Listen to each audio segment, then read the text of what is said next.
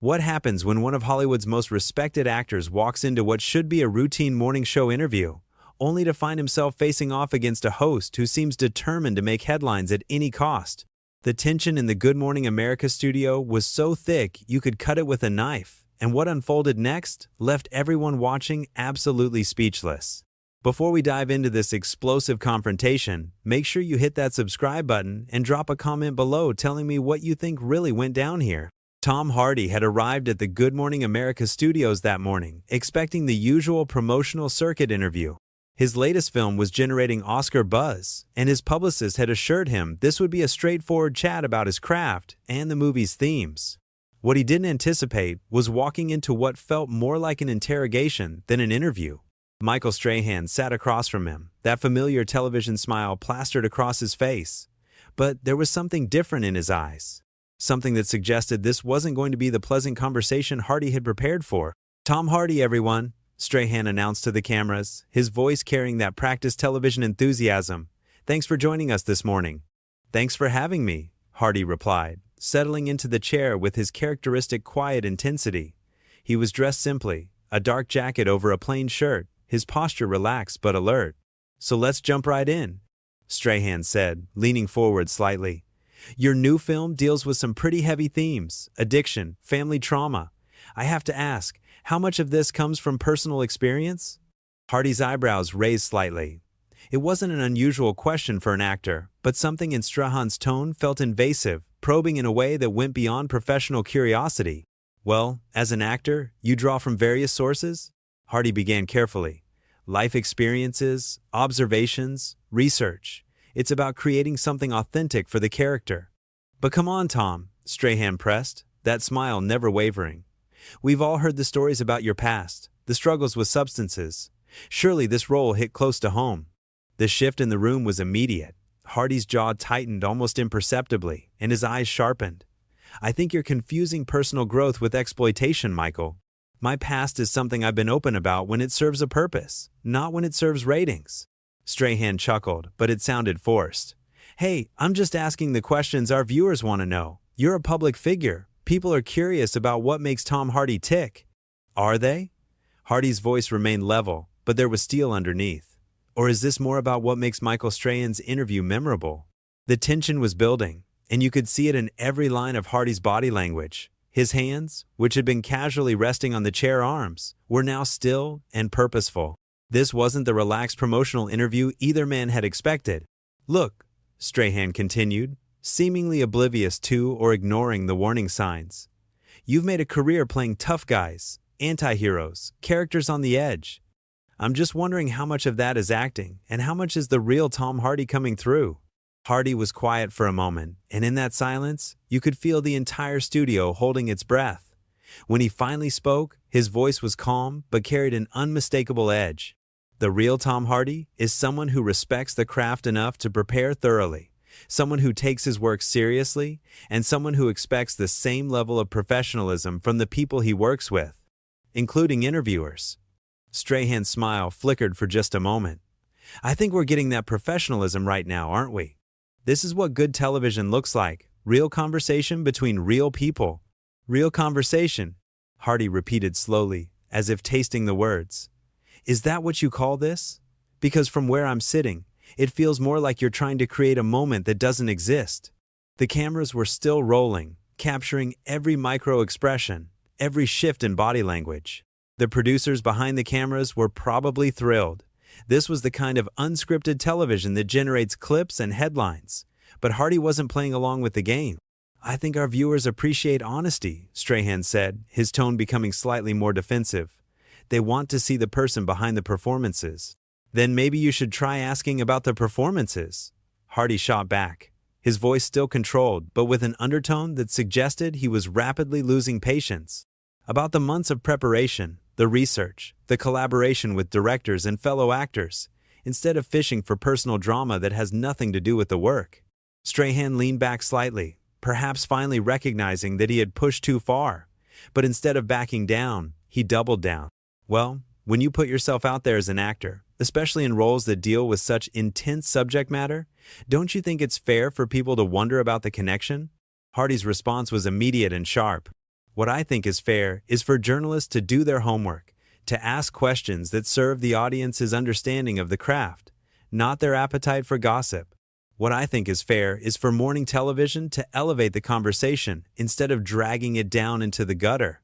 The words hung in the air like a challenge, and suddenly Strahan's practiced television demeanor began to crack. For just a moment, Strahan's mask slipped, and what emerged wasn't the polished television personality millions of viewers knew, but something rawer, more defensive.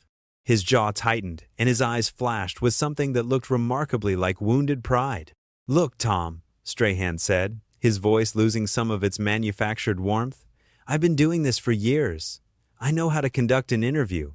Maybe the problem isn't with my questions. Maybe it's with someone who can't handle a little scrutiny." Hardy's expression didn't change, but something shifted in his posture. He sat back slightly, his hands folding together with deliberate calm. "Scrutiny," he repeated, the word dripping with quiet disdain. "Is that what you call this fishing expedition?" "I call it journalism," Strahan fired back, his voice rising just enough to indicate he was losing his composure. "Real questions for real people. Not some sanitized publicity nonsense where we pretend celebrities are above normal human curiosity." "Normal human curiosity," Hardy said, nodding slowly as if considering the phrase. "Tell me, Michael, when you were playing football, did interviewers spend their time asking about your personal demons?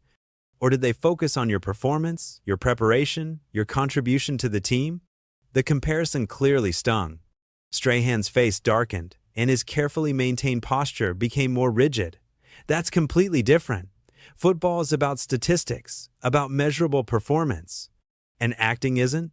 Hardy's voice remained infuriatingly calm, which only seemed to agitate Strahan more. "Every choice an actor makes is measurable. Every moment on screen is a result of specific preparation and technique. But you're not interested in any of that, are you?" Strahan leaned forward aggressively, his television smile now completely abandoned. "What I'm interested in is giving our audience something real, something honest. Not some actor hiding behind intellectual superiority and fancy words." "Intellectual superiority?" Hardy repeated, and for the first time there was the hint of a smile at the corner of his mouth, but it wasn't a pleasant one. "That's an interesting way to describe basic professionalism and respect for one's craft." "Don't patronize me," Strahan snapped, his voice sharp enough that several crew members visibly flinched. "I've earned my place at this desk. I've worked for everything I have." "Have you?" Hardy asked quietly, and the two words carried more weight than a shouted accusation. "Because from where I'm sitting, it looks like you're trying to build your reputation by tearing down someone else's." The accusation hit its mark. Strahan's face flushed, and his hands gripped the edge of his desk. "You think you can come in here and lecture me about my job?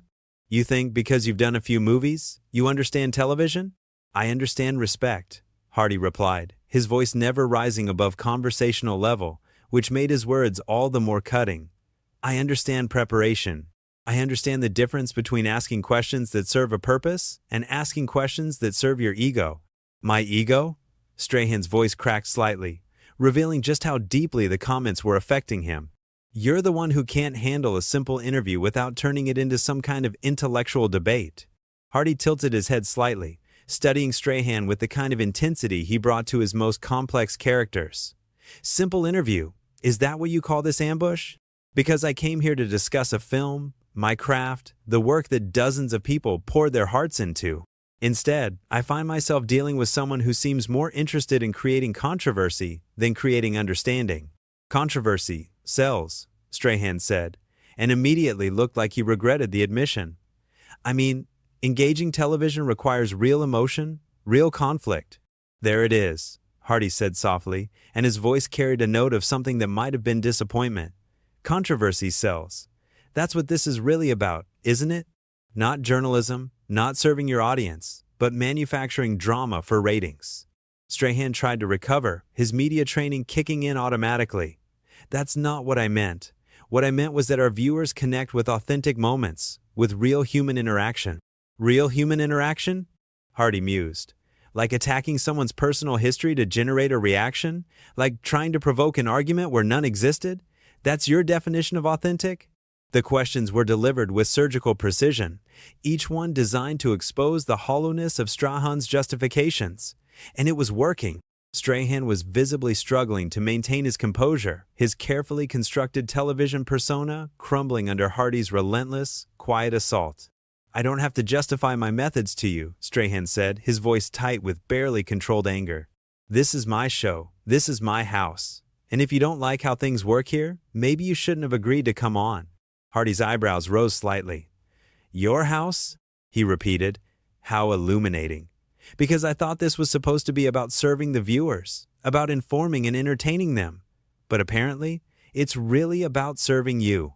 "Everything isn't about you, Tom," Strahan shot back, his voice now openly hostile.